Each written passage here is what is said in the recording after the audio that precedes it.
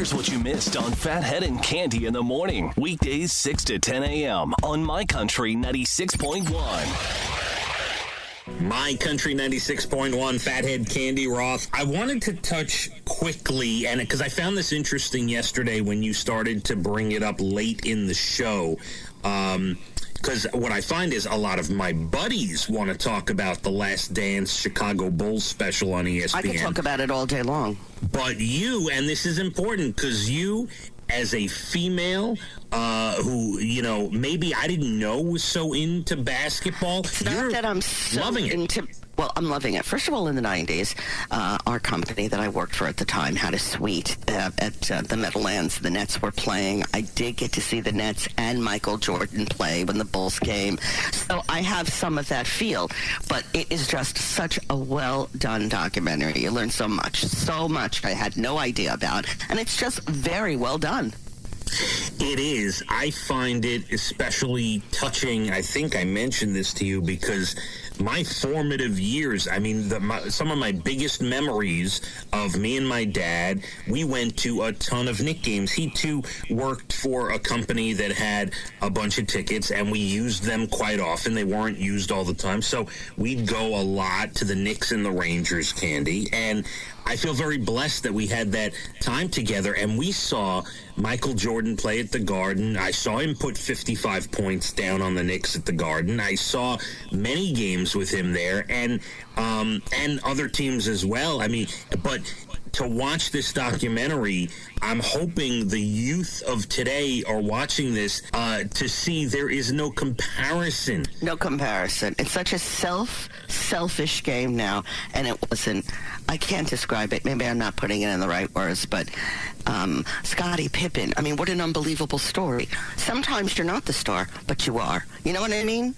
Yeah. The whole thing, the Dennis Rodman joining the team and everything. You know what? I love him again. Yeah. Well, After seeing all that, I mean, I know he's crazy and he marches to his own beat, but what a story. Well, I will tell you this. One of the things, if you're a true basketball fan growing up, one of the things you knew, even though Dennis Rodman was a little nuts, Dennis Rodman always, in my lifetime, I think my father would say the same thing, has to be the greatest defensive player rebounder we've ever seen in the history of basketball. Unbelievable. I mean, he changed basketball games for the Bulls, for the Pistons when he played with them. And but the thing I got out of this, which there's still 4 parts left, and I'm sure they're going to very soon touch on the death of Michael's father and all that stuff. I have 1 episode left. Oh, okay. So that hasn't come up yet. Kobe came in a little bit. The 5th episode, I've got the 6th one and final one left. Well, one of the things I took out of this, really the main thing I took out of this is Michael Jordan, as we always knew, is the most competitive man maybe on the planet ever in sports that we've ever seen. And he still today, you could tell in the sit-down interview in between the clips, he still harbors all that animosity and He's feeling. Still as passionate today as he was when it was happening.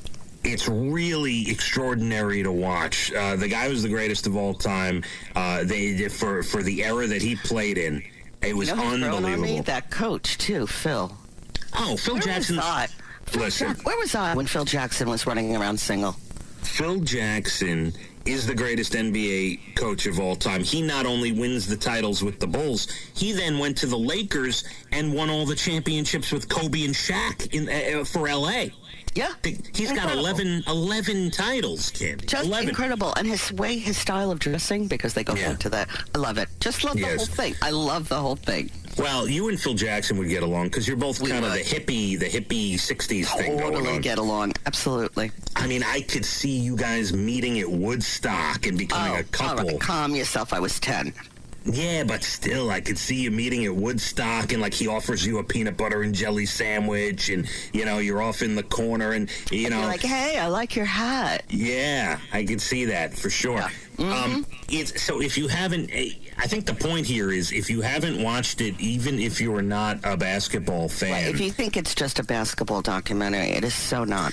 I'll give you an example of one of the most recent episodes where Michael Jordan, after a game, was flipping quarters against a wall with a security guard, and he lost to the security guard. It was for a quarter, and he lost to the security guard, and he was so angry. He was so competitive that he lost this game flipping quarters. Then there's a scene where he and Scottie Pippen have a tea time, and he is dragging him away from the reporters. Bought him golf clubs to golf. This guy wanted to compete all day, they said, every it's day. Very nice he bought you golf clubs. He goes, no, he wants to kick my butt. What? Yeah. No. It's really amazing, and then It's really, really good. I highly recommend it. I'm like reliving my my youth. We do have your entertainment coming up about 20 minutes away. My Country 96.1. Phathead and Cande in the morning, weekdays 6 to 10 a.m. on My Country 96.1.